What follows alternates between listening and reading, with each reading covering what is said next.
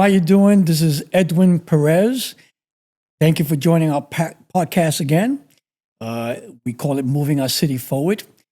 I have the honor of having great guests, and today I have another powerful woman who lives in our community. And like I told you previously, our women in our community are the staple of our community. These women are amazing. I have the privilege to meet them and bring them to my podcast and talk with them. So today we have Melissa, and she's a Haines City ambassador, and she's also an educator.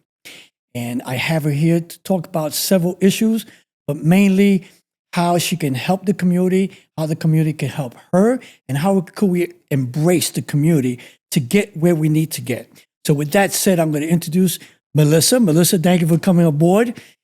I'm really thrilled and honored you're here. Believe me, the fact that I've met so many women in this community in such a short period of time and such strong women that to me is, I just can't wait to see what you're going to say and how you're going to educate me.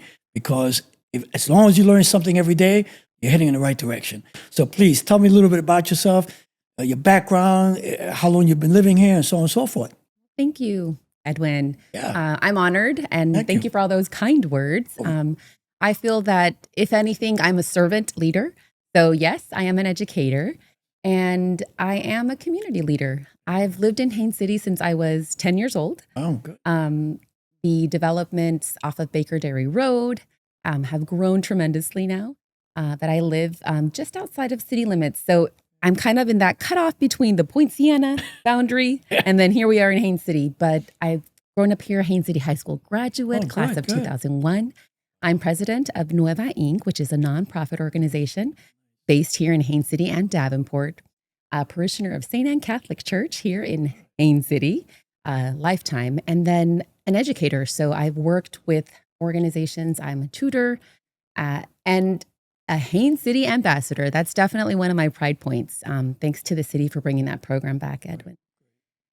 Yes, I am an active citizen. I will show up at the city commission meetings. I will learn about what's going on.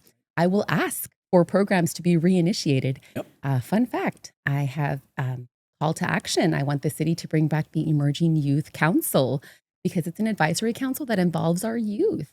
It's been dormant since COVID-19. So I'm like, hey, not just my kid, but the kids should have an opportunity to also be involved in city organizations, city events. But I'm always trying to stay informed. I'm here to be that servant leader. I'm here to educate. So when people don't know what's going on, I take that opportunity and I help them get oriented. I really am just kind of like a guiding light. Hey, find out here. And it helps that I speak Spanish because I'm also Mexican. So that helps people trust and relate to me. If they need an interpreter, that's another one of my side gigs. Fantastic. So, thanks, Eddie. I appreciate the welcome. No. It's funny you say you speak up in the commission meetings. I've seen you there. And Lord knows I'm impressed because you stand up for your rights and you let them have it. For sure. I'm definitely a fan of order and I love parliamentary procedure. If I got 3 minutes, I will take my 3 minutes. That's right. And I will write a speech if I have to.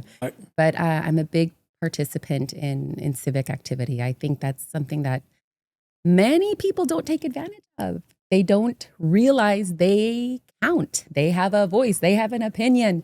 It does matter. They really just need that peer pressure encouragement from fellow citizens and leaders. So that way we can really unite if we have a cause. Well, one of the problems is that a lot of folks don't feel that they have a voice because they don't even have a leader that they can count on. And that's one of the issues I'm trying to battle. I'm trying to see if I can put some change into it. Because people like yourself who are involved in the community and really believe in the cause and they can guide these folks. It's about educating. Like you say, you're an educator, and that's exactly what it is. That's right. And then what's really interesting, sometimes frustrating, is that it's not always what you think it is. At the Haines City meetings, we will learn quickly that there are some boundaries and lines that exist that normal citizens aren't aware of. For example, city lines, county lines, state lines, right? And which department and who does this and who does that. But we do need our leaders to guide us to the right direction. So when I make that phone call and say, Haines City City Hall, can I speak to XYZ? Oh, it's not that person who's in charge of this? Okay, I will hold. Who is in charge? Getting informed, getting the contact, and then clearly defining what your worry is or what your concern is or what your question is. Those are the basic steps to move forward, to make change, to make improvements. Right. Because really, you don't want to change something that's not broken. You know, on the contrary, sure. there's a lot of great things that are happening in Haines City, but there's always room for improvement. I'm a huge progressive about process improvement. What can we do to make it better? Right, right. And you hit it right on the nail. There are improvements being made in Haines City, but it's how it's being made. You can build a beautiful car and it looks like it's going to ride great, but if you leave the engine out, you're not going anywhere.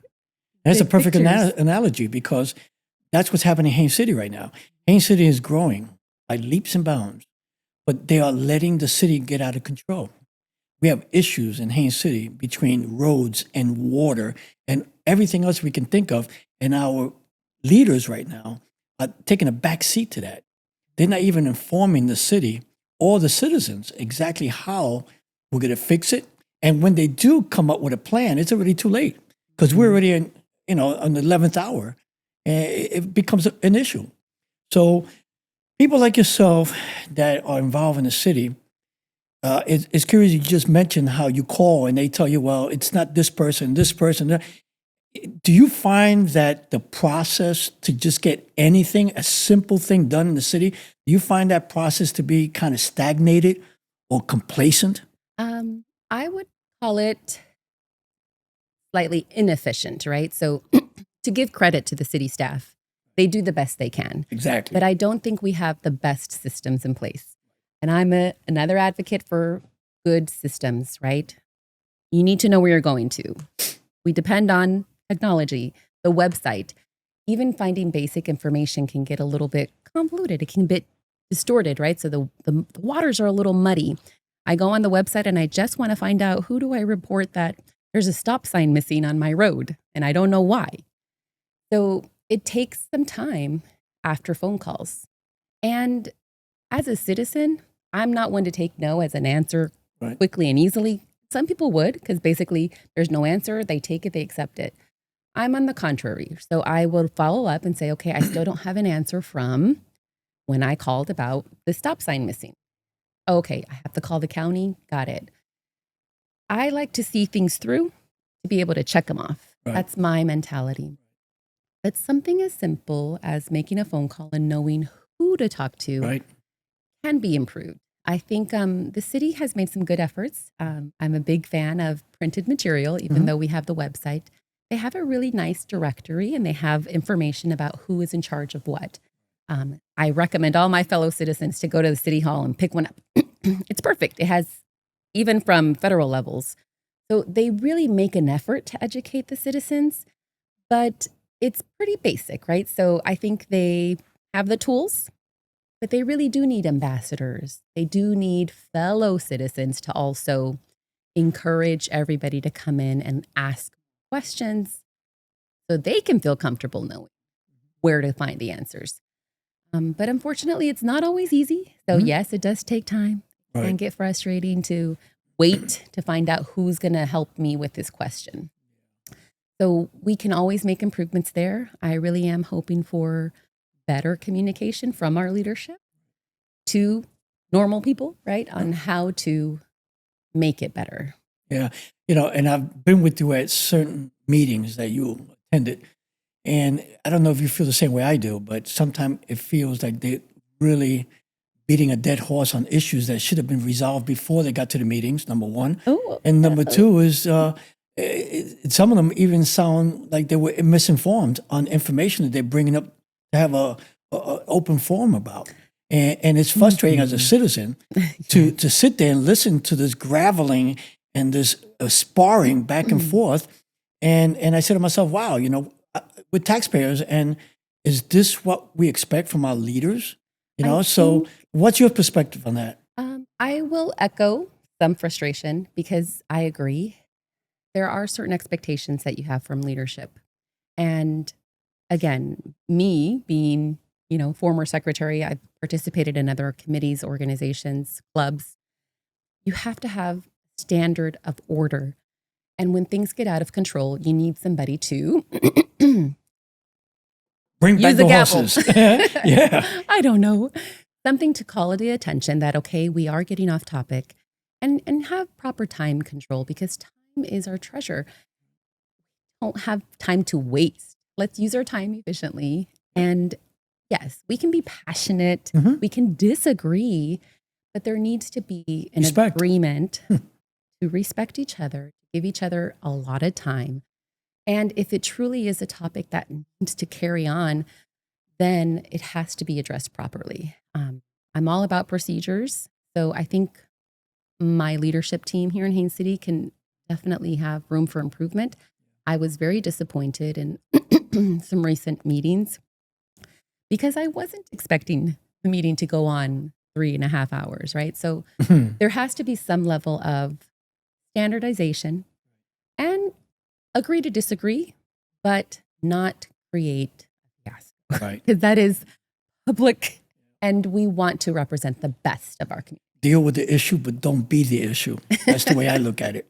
Sure. Because it comes down to that. I think you want to so. deal with the issue, but you're complaining all of a sudden becomes the issue. Sure, So I hear it's ya. really it's time consuming and painful to even watch it sometimes. And I can agree with that. I think sometimes we lose focus Mhm. and we depend on the leadership to bring it back to focus. And I agree with you somewhat as well.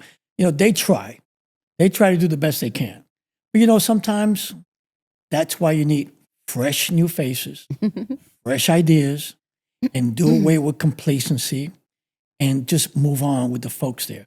I think long terms of 8, 12, 22 years being in office, after a while, and look at what we're going through. What our government, we have senators and things of that nature that have been there for ages, and they're not even close or even know what's going on with the world anymore because they just deal with the issue that they know best.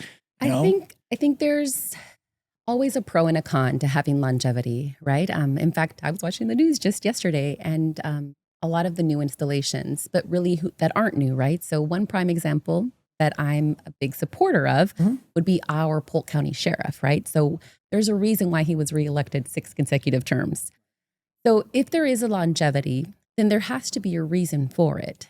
Now, if our leaders have that longevity, but they start to lose relevance, that's when it becomes kind of not helpful, right? But Right. always respect and honor those who have that experience, that history, because it really does matter. And they can teach us if they are in that servant leadership attitude. If it's about doing it my way or the highway, or I'm not ready for change, then you run into issues where maybe it is problematic that they've been here so long. Right. And things are always the same, or they never change, or they never want to try anything new. And there's always a balance, but that's when us as citizens need to express our true views if we want change. And if we don't want change, then of course we have the power to keep reelecting the same or not. So again, it's back to realizing, wow, I have a difference I can make. But do I want to make a difference? Or do I want any change? And that's what we have to think about, and we have to talk about it. And some people don't even talk about it, Edwin. And Right. it's kind of frustrating because don't just complain. Find out what's really going on. Why is it that there's only one street down Hinson and it takes 25 minutes to get from Baker Dairy to 30th Street on a school morning? Let's talk about it, right? And so those things weren't considered at the time of maybe some other planning. But now we're facing the consequences and we have to find some solutions because it's getting out of control. God forbid we come across a major hurricane. Oh, no. And I tell you the truth, if it hits us directly, we're going to have a lot of issues. We won't be able to get out of Haines City. Yes. with the traffic backed up. And You're the referring way, to infrastructure. oh yeah, the way they set That's a that up great topic. is I love incredible. that. And that's a loaded topic because, For sure. we have a lot of leaders in our community who feel that the growth is great. Mhm. All these roofs, as they refer to it, would bring us more restaurants and hotels and things of that nature. But if you are in a hotel and you can't get from point A to point B because the traffic doesn't allow you, then there's a problem. Okay. So they now, instead of building that before they built the homes and the restaurants, they went backwards. And they got an idea and a solution to it, and they think they're right about it. But me personally, I don't. But these are issues that are confronting us now. These are issues that it's gonna be around for a while, along with water issues, along with schools, along with health you said issues. it. We have to deal with the crisis of health, not just for the youth, but for the adults and things of that nature. There's a lot. And again, they try, because I'm not going to say they don't really try. It's just that they don't have the proper leadership to guide them in the right place. That's the way I see it. I could be wrong, but that's just my opinion. But that's where change comes into play. That's where, when people tell me, well, I'm a Haines resident. I went to elementary school. I went to high school. I went to college. I came back. I want to give to my community and this and that, and I'm the right person for the job. Not really. Not really. Just because you were born here and you came back, does not mean that you have the issues or the means to solve the problems. Okay? That's why a lot of corporations look outside to bring people in to get a totally different perspective of the problem, and they'll come in and change everything around. And in some cases it's good, in some cases it's not. It's a hit or miss. When you have some people that are there for a while, then you need to make that change. I think I definitely want to always honor and applaud citizens that do come back, right? Because there is a lot of merit and very noble to want to give back to your community. I would never discount that from anybody. I agree that it's not the only qualifier, right? So it's up to our leadership team to really look at the qualifying factors, right? And who are we looking for to be in leadership for the city? And let's talk about it, right? Because it's always about who is representing us. And if you do not relate to who your leader is, then there's a disconnect. But it doesn't mean that it's going to be impossible to be represented. It just means that you have to be insistent on what is important to you. And if it stops being important or if you give up, then that really sometimes is your choice, right? So you as a citizen need to decide what's important to you and how far will you take it to get your voice heard. And sometimes it takes time. It takes time. But the disconnect, and I think one of the things that any of our city leaders should have or must do, they got to connect and communicate with their people. Yeah, That's a good topic. You have entrepreneurs that I've went and visit a lot of them in the last 2.5 years, and I would say 90% of them don't even know who the commissioners are. None of them could probably tell. All of them pretty much told me, well, they've never visited me. They've never heard my concerns. All I get is taxes being raised, violations. So they have a lot on their mind. And the next thing that comes out of their mouth is, well, I think I'm leaving. I think I better go put my business in Winter Haven, Lakeland, Ponciana. And it's sad because we have a beautiful city, and we have the plans to be able to do what Lakeland does down in Main Street, restaurants, bars, have people come and enjoy our city. But why are they so against it? I just don't get it. Those are great questions. I don't know. Let's talk about those. Yeah. And I think it's important to look into that.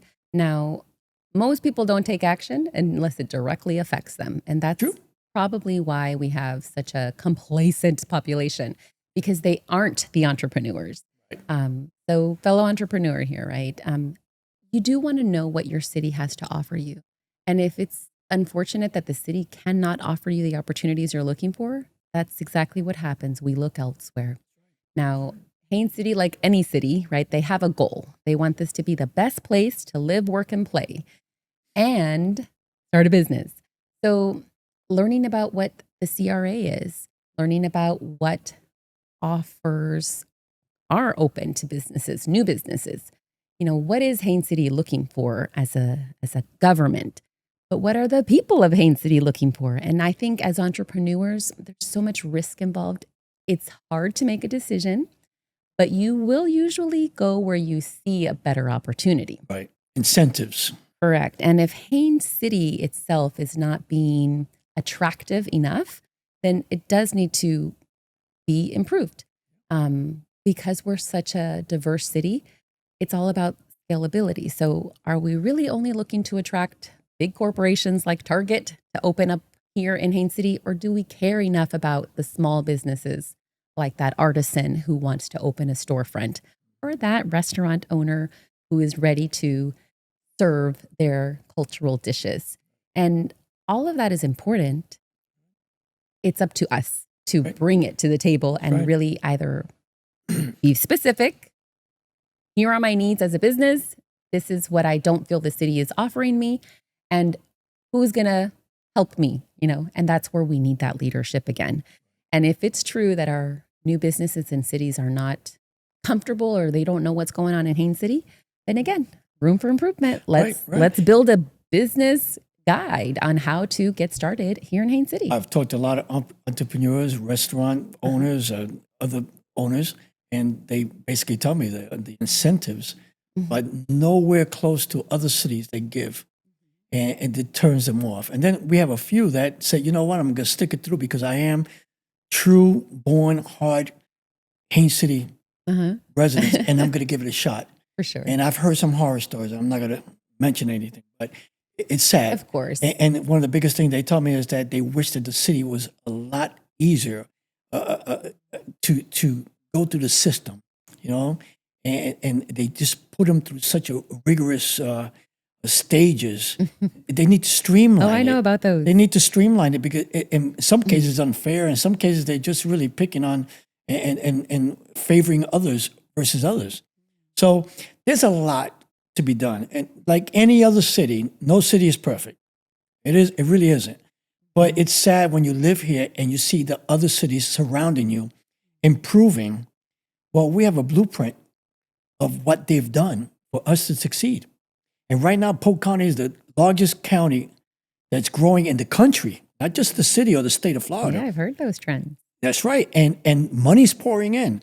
And money's pouring into Haines City because all the other cities around us are tapped out when it comes down to building and commercial real estate and so on and so forth. So now the money is being focused on us. But the bottom line is that if we don't fix our problems now, then we're creating a major problem. But anyway, I touched on Haines City. I want to be able to touch on the businesses that you help and how you feel they've been treated and what you think the city could do and the leaders could do to help them to expand and have growth in the city. Well, that's a great point to start, right? So I have experience as a former property manager here in Haines City. And I think there may just be a disconnect, right? So with the businesses that I worked with specifically, they have a dependency on the government, right? So we always look for our public safety, right? How are our officers helping us keep our businesses safe? So when you have those loiterers or those dangerous, questionable individuals who are outside harassing your customers, how does the City of Haines City Police Department respond, right? So that's an example of interaction between Haines City government, a business, and the services offered. So you want to build a relationship. I know that the Haines City Police Department makes efforts to reach out to the community. I would like to see them do more efforts for businesses, right? Because you want to have, excuse me, enough of a relationship to know, your rights as a business, of course, but as a citizen on public safety. Back to permitting, right? So another service that the city offers. They do the best they can to give us the general information, but sometimes the answers don't come in as quickly as we'd like.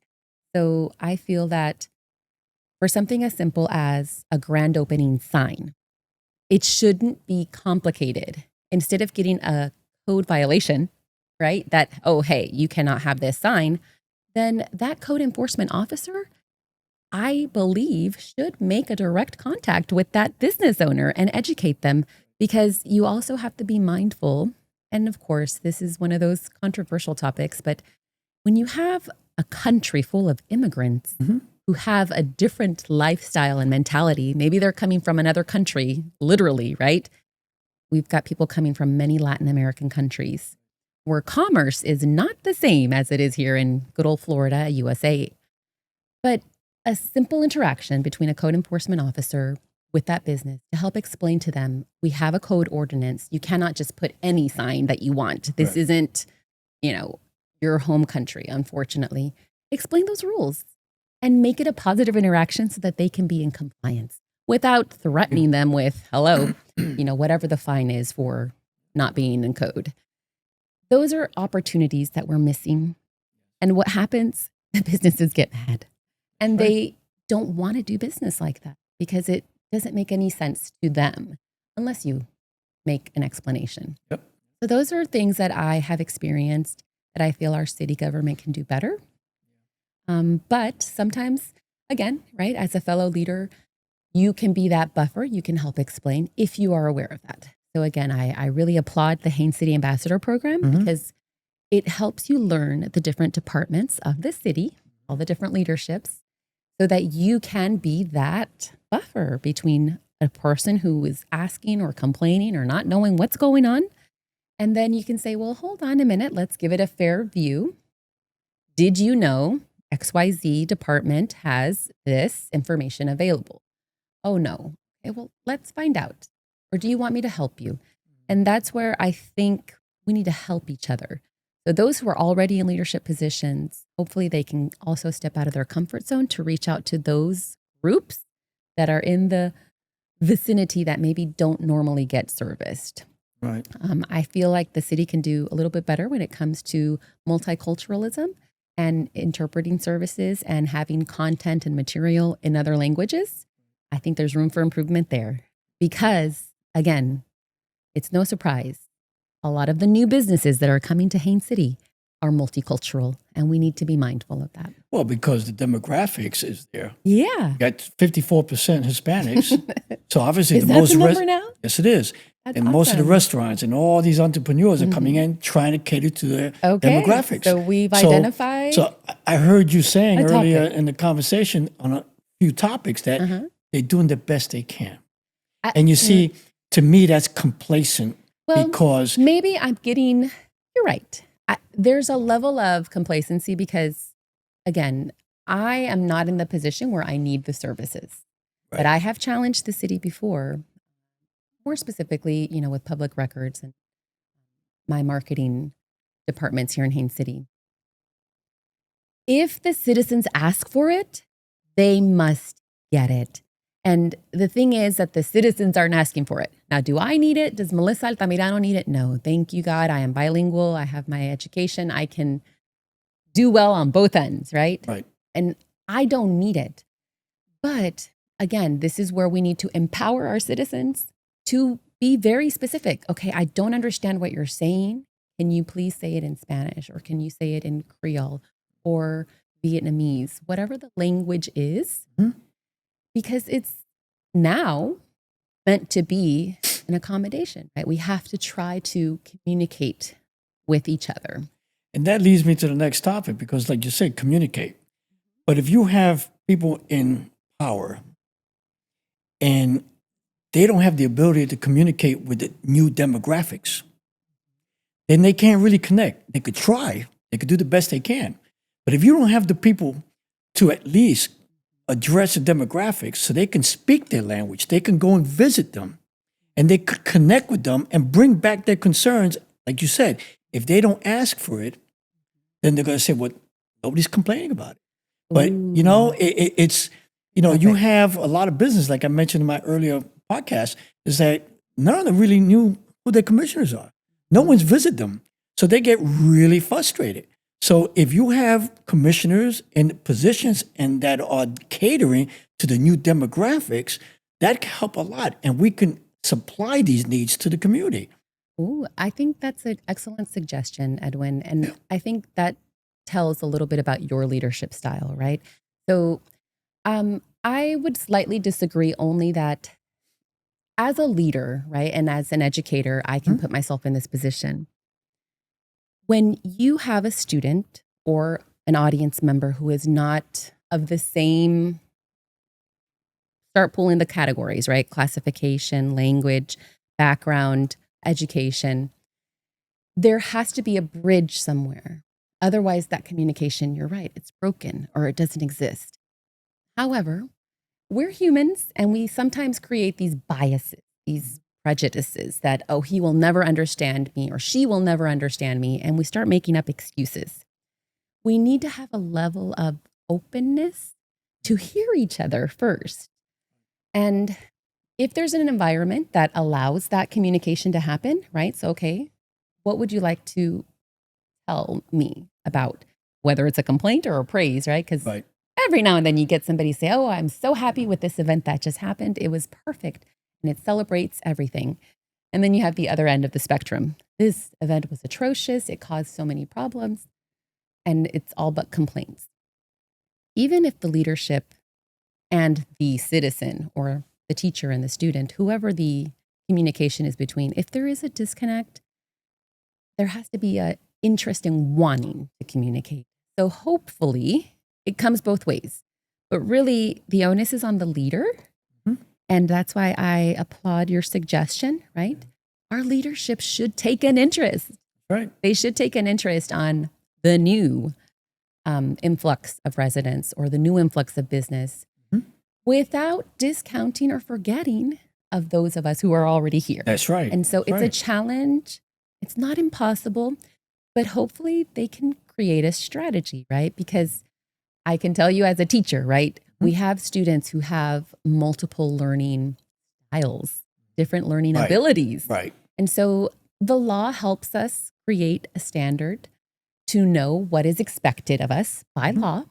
And then the children are protected also because they have rights to know, rights to learn. And we have to find a way to make those accommodations. So I would relate that topic, right, with our leadership. And I think it's an excellent suggestion you made. Yeah. I mean, as a new business, I would love it if my leadership took an interest in me. Yeah, and that's why I think it goes back to the topic we started with. We need new, fresh faces, new, fresh ideas to incorporate. You know, there's nothing wrong with what's there or what was in the past, but we have to learn to take that. And it's like a soup. You got to keep stirring it. You got to keep stirring it, you know what I'm saying? And blend all these different ideas into, you know, and make everybody happy. But when you get to the point that you don't stir it, it gets cold. And that's my description of stagnation, you know, and complacent. So, you know, it really gets tough. But we're heading to the end of our podcast. But I just want to let you know that it's been an honor to have you here because I've had several women, powerful women in our community, and they educated me as well because you learn bits and pieces. You may have an idea of what the problems are, but when you hear it from them, you really start digging into how they feel and the real problems. That's when you start, and that's what I'm getting at, is that communicating and having a relationship with the community. So you are part of the community, and you represent the masses of the people here and how they feel. So I want to give you an opportunity if you want to speak to my audience and tell them, is there any way they can contact you? Do you have a website? Do you have any information that they can reach out to you in any platform? Please use this opportunity and take advantage because I want them to reach out to you. You have a lot of great ideas, and I think you're an asset to the community. And and we got to continue applauding people like you. So please tell them where you're at. Don't tell them where you live, but tell them, okay? And this is your moment. Well, if you see me and you see my face, you'll probably recognize me in one way or another that I'm from Haines City. Now, as a former educator, I did work in the Polk County public school system, but I am now just doing private tutoring. Great. So I am president of Nueva Inc., and we have a presence on Facebook. We are working on building our membership. It's a civic activity. So Nueva Inc., it's Spanish for Nueva New, Nuevainc. So you can find us on Facebook. I have my own company. It's MS Altamirano Company. Please plug it. And I have Altamirano Pyrography, which is an artisan art-based dealership, and we service all gift ideas. And we can also be found on Instagram and Facebook, Altamirano Pyrography. I am a community member, so you'll see me if you are part of the worship community at St. Anne Catholic Church. I attend the Spanish Mass. So anytime, if we worship together, you will find me at St. Anne Catholic Church. And then as a community member, I do like to participate in all of the events that are hosted in Haines City. I try my best to make it out to those. But you might just see me in the community because that's where I love to be. The events that we have in the parks and the recs and in the city, I usually try to support those. But I am a community member, so who knows? You'll see me at school. I have kids in school, and I'm also a volunteer, so I occasionally volunteer with the city events as well. Well, we're going to be plugging you on my website. Thank you. So you're going to be getting a lot of phone calls, I hope. But and at the same time, please speak your mind, speak your problems that you feel that could help our community. And with that, I'm saying to you guys out there, again, thank you for coming in to my podcast. And you can log on to my website. It's Edwin Perez. That's EDWIN PEREZ 2025.com. We are going to have this podcast being shown soon. You'll see it on our Instagram and Facebook. And also, we're going to be putting information for voting. Voting is important, guys and ladies. We have an election April 1st of 2025. It's important. Your vote counts. You have all the ability to vote by mail. Put in the requisition. Don't be scared. Your vote does count. So please go out there, request your ballots. We will be posting that information on our website. Any questions, you can call me. I'll visit you if I have to. Believe it or not, have food, I'll be there, okay? So again, thank you so much. Melissa, thank you for being here with us. And hopefully we'll have her on again, maybe in the near future, to just follow up on issues that we talked about. And we'll see each other soon, okay? I certainly hope so, Edwin, because the community does reach out to me about issues that are a hot topic. Fantastic. Okay, thank you so much. We'll see you soon. Bye-bye.